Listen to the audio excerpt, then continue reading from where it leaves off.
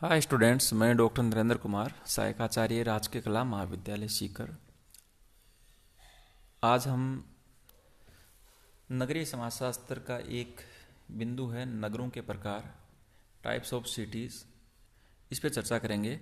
यह है topic BA part तृतीय के समाजशास्त्र का जो द्वितीय पेपर है उसमें यह प्रथम यूनिट का हिस्सा है।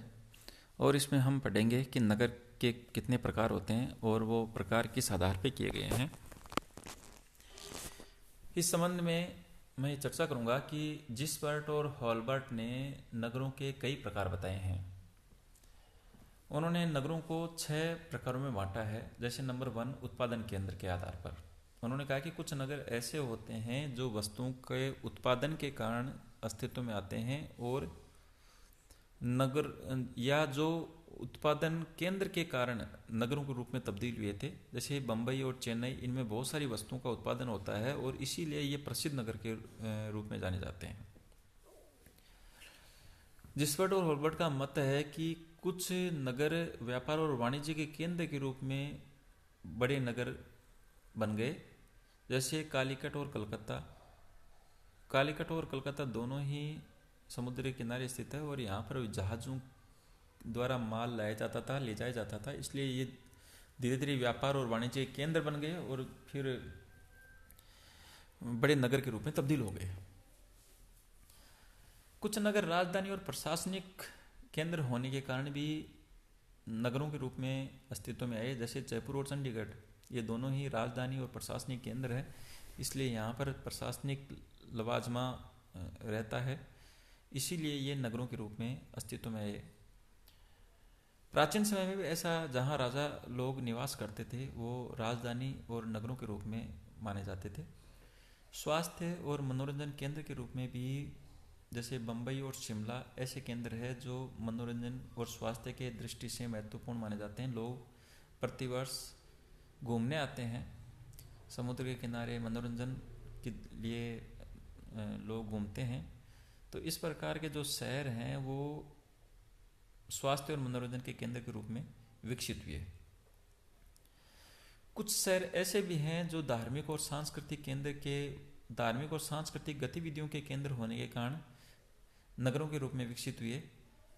जैसे काशी है, प्रयाग है, अजमेर है, ये बड़े सांस्कृतिक और धार्मिक केंद्र थे, इसलिए यहाँ ये शहर बड़े नगरों के रूप में तब्दील हो गए।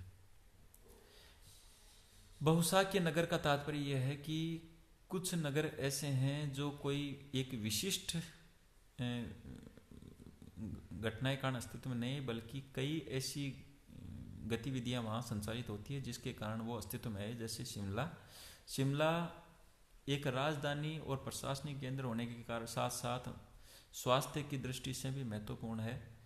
तो हम शिमला को केवल राजधानी या प्रशासनिक नगर नहीं कह सकते, बल्कि यह स्वास्थ्य और मनोरंजन का केंद्र भी है, और ये अनेक कई कारणों से ये नगर के रूप में विकसित हुआ।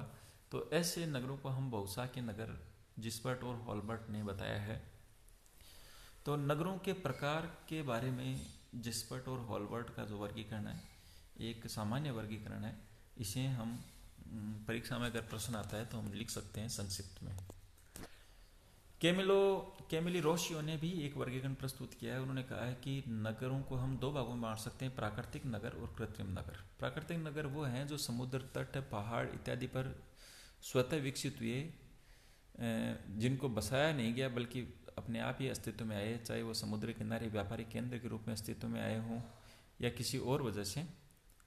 जबकि कृत्रिम नगर वे हैं जिन्हें बाद में बसाया गया, जैसे कि जमशेदपुर, चंडीगढ़, राउरकेला, ये सब, बोकारो भी एक बड़ा बसाया हुआ नगर है। ये सब उत्पादन के केंद्र या उत्पादन को बढ़ाने के लिए इन नगरों का विकास किया गया।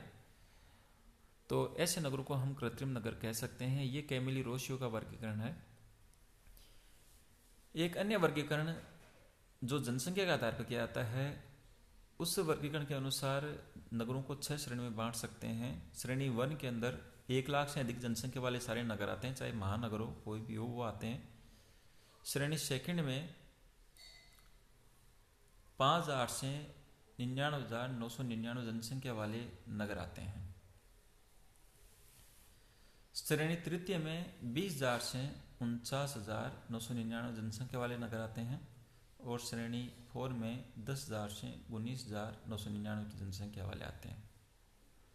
श्रेणी 5 में 5,000 से 9,999 तक और श्रेणी 6 में 5,000 से कम जनसंख्या वाले 5,000 तक की जनसंख्या वाले नगर आते हैं।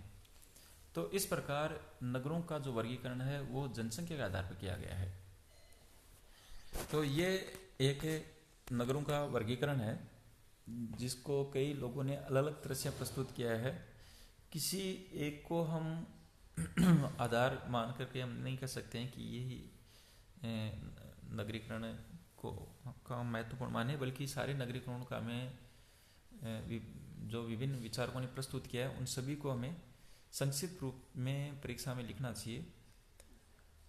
तो ये एक इम्पोर्टेंट प्रश्न बनता है कि नगरों के प्रकारों की चर्चा कीजिए। तो हालांकि ये बड़ा प्रश्न नहीं आता, छोटा प्रश्न आता है, लेकिन फिर भी इसमें ये 2-3 वर्गीकरणों का हमें जिक्र करना चाहिए, चर्चा करनी चाहिए।